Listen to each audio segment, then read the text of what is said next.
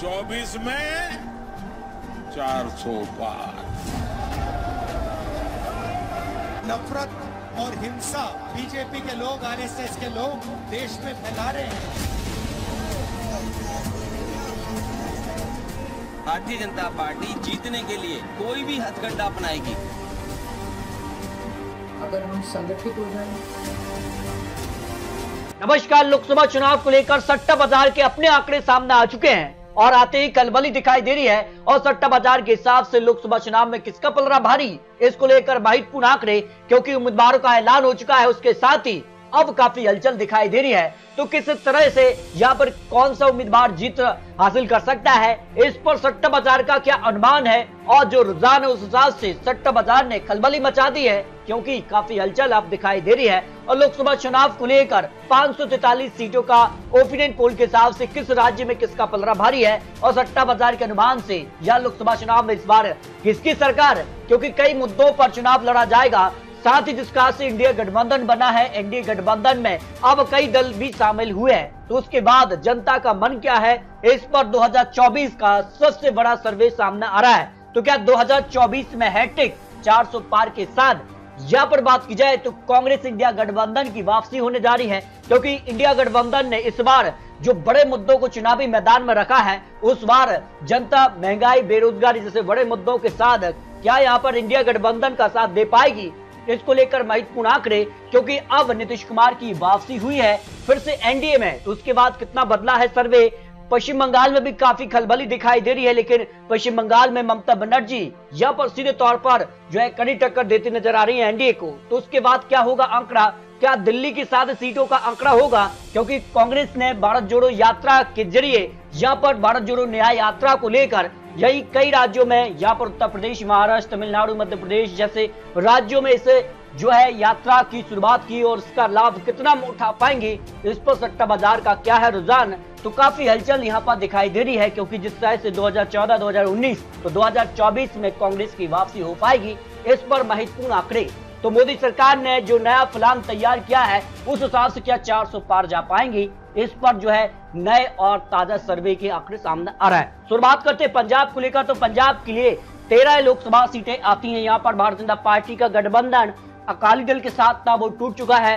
तो ऐसे में कांग्रेस और आम आदमी पार्टी साथ मिलकर चुनाव लड़ सकते हैं, लेकिन उम्मीदवार अलग अलग चुनावी मैदान में उतार रहे हैं। तो इसके साथ ही भारतीय जनता पार्टी को यहाँ पर 0 से 2 सीट जा सकती है, कांग्रेस पार्टी को 0 से 4 सीट का अनुमान, अकाली दल को 0 से 2 सीट, आम आदमी पार्टी को भी 0 से 5 सीटों का अनुमान दिखाई दे रहा है। यानी सीधे तौर पर कांग्रेस और आम आदमी पार्टी को पंजाब में फायदा मिल सकता है, लेकिन अगर गठबंधन में दरार आती है तो फिर काफी हलचल दिखाई दे रही है। जबकि पश्चिम बंगाल की 42 लोकसभा सीटें भी महत्वपूर्ण है, यहाँ ममता बनर्जी सरकार है। और ऐसे में जिस तरह से यहाँ पर सीधे तौर पर सवाल मोदी सरकार ने उठाए हैं, पश्चिम बंगाल दौरों पर रहे प्रधानमंत्री मोदी जी, तो उसका कितना फायदा मिल सकता है। माना जा रहा है सर्वे में यहाँ पर भारतीय जनता पार्टी को फायदा मिल सकता है। 17 से ज्यादा सीटें भारतीय जनता पार्टी को पश्चिम बंगाल में मिल सकती हैं। तो ममता बनर्जी को 20 से 25 सीट का अनुमान दिखाई दे रहा है। भाई कांग्रेस के पक्ष में 1 से 2 सीट का ही अनुमान हो सकता है, लेकिन गठबंधन अगर हो जाता है तो फिर कांग्रेस को फायदा मिलेगा। गठबंधन नहीं होता है तो सीधे तौर पर बीजेपी और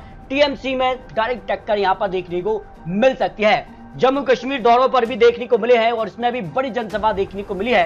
तो भारतीय जनता पार्टी को 3 से 4 सीट मिल सकती हैं, और यहाँ पर 1 seat PDP, 1 seat national conference, 1 seat पर कांग्रेस यहाँ पर पलड़ा भारी है। लेकिन माना जा रहा है कि भारतीय जनता पार्टी 3 से 5 सीट तक पहुंच सकती है, जिस कारण की हलचल अब जम्मू कश्मीर में देखने को मिली है, क्योंकि बड़ी जनसभा देखने को मिली। धारा 370 भी खत्म हुई है, उसका फायदा मोदी सरकार को यहाँ पर मिल सकता है। तो 3 से 5 सीट तक जम्मू कश्मीर में भारतीय जनता पार्टी पहुंच सकती है।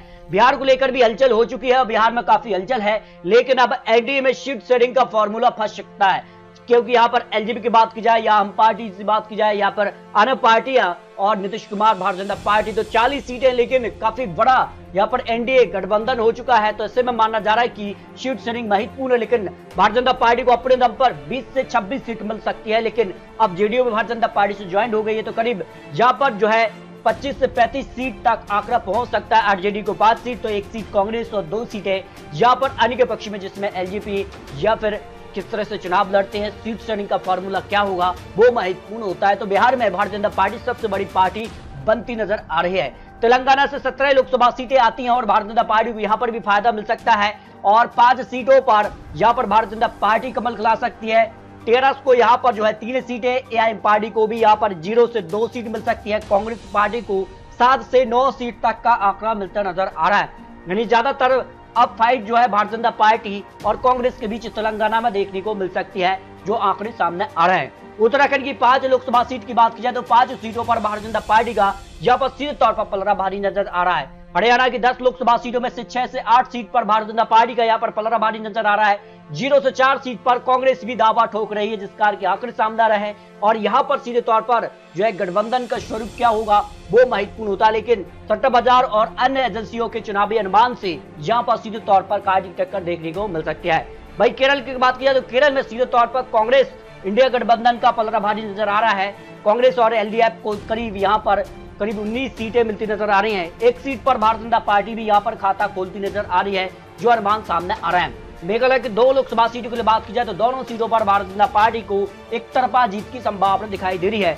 दिल्ली की 7 सीटों की बात की जाए तो 7 में से 6 सीट पर भारतीय जनता पार्टी एक तरफा कमल खिला रही है, लेकिन 1 सीट पर आम आदमी पार्टी कड़ी टक्कर देती नजर आ रही है, क्योंकि आम आदमी पार्टी कांग्रेस का यहाँ पर गठबंधन हुआ है। ऐसे में माना जा रहा है कि यहाँ पर आम आदमी पार्टी एक सीट पर दावा कर सकती है। अरुणाचल प्रदेश की 2 लोकसभा सीटों की बात की जाए दोनों सीटों पर भारतीय जनता पार्टी को जीत की संभावना दिखाई दे रही है।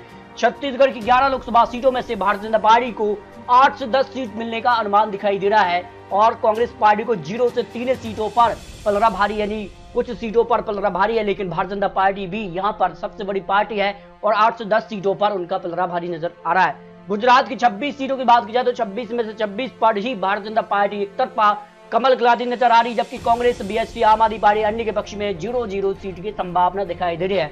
मिजोरम की 1 सीट पर भी भारतीय जनता पार्टी जीत हासिल कर रही है। राजस्थान की 25 सीटों की बात की जाए तो 23 सीटों पर भारतीय जनता पार्टी एक तरफा कमल खिला रही है, जबकि 2 सीटों पर कड़ी टक्कर उनको मिल सकती है। यहाँ पर अगर बात की जाए तो कांग्रेस और 1 सीट आरएलपी के पक्ष में जा सकती है, लेकिन यहाँ पर भी कड़ी टक्कर होगी, लेकिन 23 सीटों पर भारतीय जनता पार्टी एक तरफा कमल खिलाती नजर आ रही है।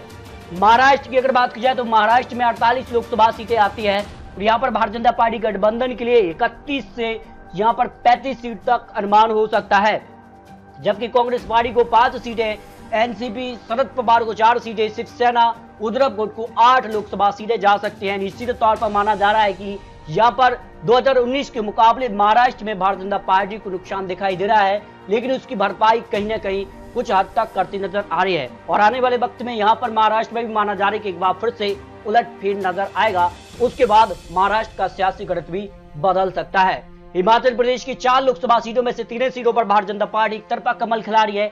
1 सीट पर कांग्रेस के कड़ी टक्कर मिल सकती है, और अगर बात की जाए तो वो सीट भी भारतीय जनता पार्टी के पक्ष में जा सकती है। हिमाचल प्रदेश में कांग्रेस विधानसभा चुनाव में सरकार बना चुकी है, लेकिन लोकसभा चुनाव में भारतीय जनता पार्टी का पलड़ा भारी नजर आ रहा है। लक्षद्वीप की 1 सीट पर भी यहाँ पर कांग्रेस के पक्ष में सीट जा सकती है। सिक्किम की 1 सीट पर भारतीय जनता पार्टी कमल खिला रही है। गोवा की दोनों सीटों पर भारतीय जनता पार्टी को जीत मिलने की संभावना है। विधानसभा चुनाव में भारतीय जनता पार्टी सरकार, इसका फायदा उनको मिल सकता है। त्रिपुरा की दोनों सीटों पर भी भारतीय जनता पार्टी तरफा जीत हासिल कर रही है। असम की 14 लोकसभा सीटों में से 12 सीटों पर भारतीय जनता पार्टी यहाँ पर कमल खिला रही है, जबकि 2 सीटों पर उनको कड़ी टक्कर मिल सकती है। 1 सीट पर कांग्रेस तो 1 सीट पर एआईडीएफके के पक्ष में जाने की संभावना हो रही है।